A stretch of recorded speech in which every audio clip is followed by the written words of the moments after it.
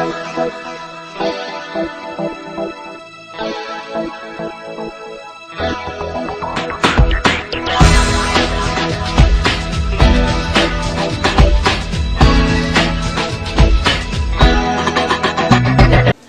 I have to tend to agree with you there. You know, as someone that's read the books on a regular basis by Sir Arthur Conan Doyle, the quintessential Sherlock Holmes villain, without question, is Professor Moriarty. And so I was a bit disappointed that Professor Moriarty is not the villain in this film.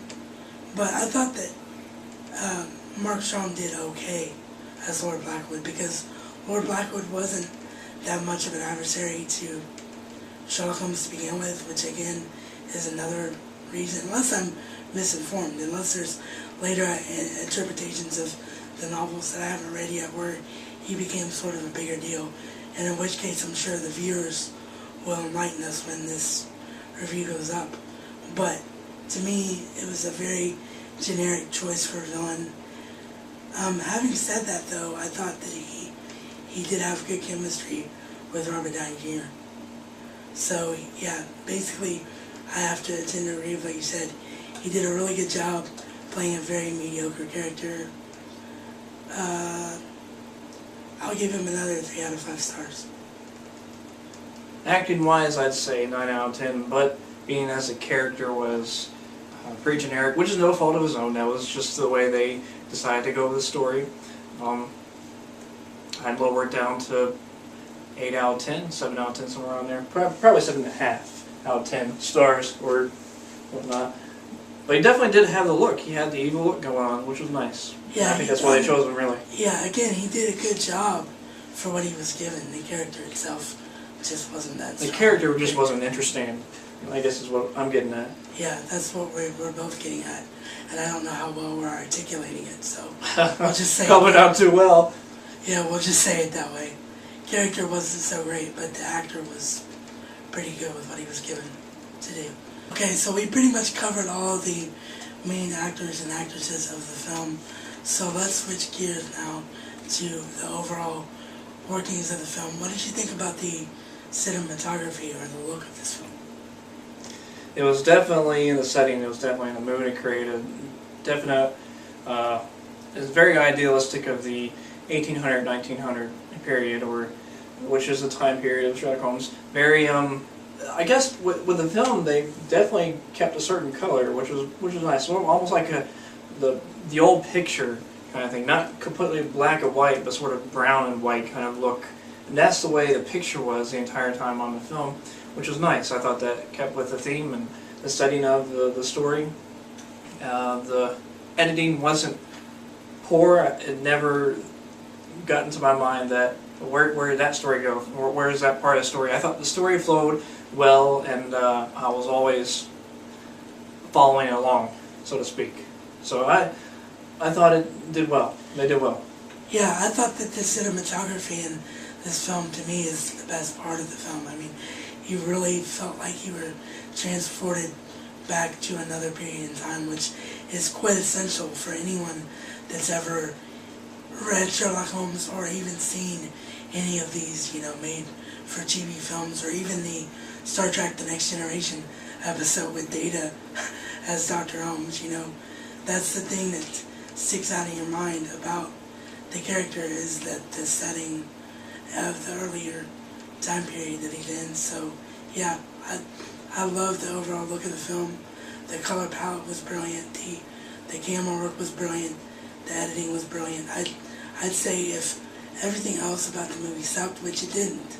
No, it didn't. But I'd say if it did, that just from a pure filmmaker standpoint, it would have been worth watching, because it was very, very well done. Okay, so cinematography was great, and the editing was great, and pacing was great, without giving away the plot, because we managed to do that pretty well in this review, I think.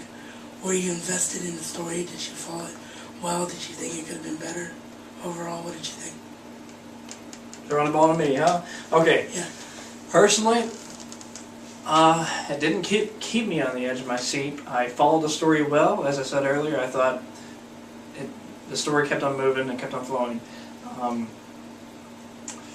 The story was well written. I thought it was acted well, and it was entertaining, and it kept me wondering, which is what you need in a Sherlock Holmes film or a mystery film of any kind. You need to keep wondering, right? Yeah, you definitely don't want to know what's going to happen before you. You don't want to know the answers or the. It's a puzzle solving film, and most of the time when I'm watching a film like that, I can pretty much guess what's going to happen at the end, like in an FBI TV show or television series with cop shows and stuff and whatnot. You can pretty much guess it out. All that stuff, you got the idea of it, which is harder for them because they got to come up with something every episode, something new. But it kept me wondering, and I was trying to figure it out along the way. And at one point, I did realize, oh, they're not going to have this guy come in, so I realized there's going to be a sequel. So that's something to know. There's definitely going to be a sequel. We're not gonna give that away, but we're not. Well, I mean, because we pretty much avoided giving you the plot, so I don't want to ruin that for people, like who the person is. But if you're a smart Sherlock Holmes fan, you can pretty much guess where it's going. But yeah, they definitely left the door open for a sequel, and I think there should be a sequel. They can definitely make a few more movies out of this. Yeah, because it was very, very good. They can milk it. But yeah, the story itself for this first movie, I guess you could call it, this first film, I thought was good, but it wasn't great. I mean, I was kind of bugged by the villain choice, and that took me out of it a bit. But the camera work and the cinematography was brilliant. The way that they used the camera work as basically like an instrument of helping the story along. I love films like that. You know, I love directors like Ridley Scott and Stanley Kubrick, who can really use the camera as a tool, and you're not really necessarily feeling like you're watching a camera as you're watching a film. Right. You know, it's just basically there as an instrument to the story, and I thought that was very, very much a part of Sherlock Holmes. So yeah, overall I give it 8 out of 10, because while there were some things that bugged me about it, I thought it was very, very, very good.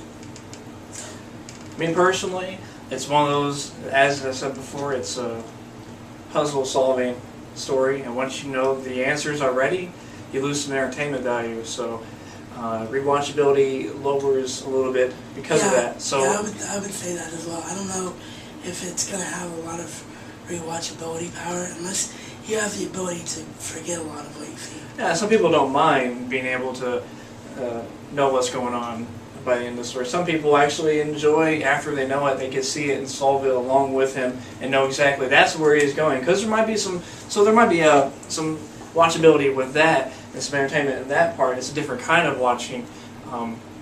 But because of the generic aspect of already knowing the answer, I'm going to give it a 7 out of 10. Yeah, as far as rewatchability, you know, that has to do with the person, so I'd like to retract my statement that I just made a couple seconds ago. It's probably always going to have some rewatchability to it, but I don't think the story will be as entertaining the second, third, fourth time around. So, but yeah, overall I'd still give it an 8 out of 10 because I thought it was very, very good.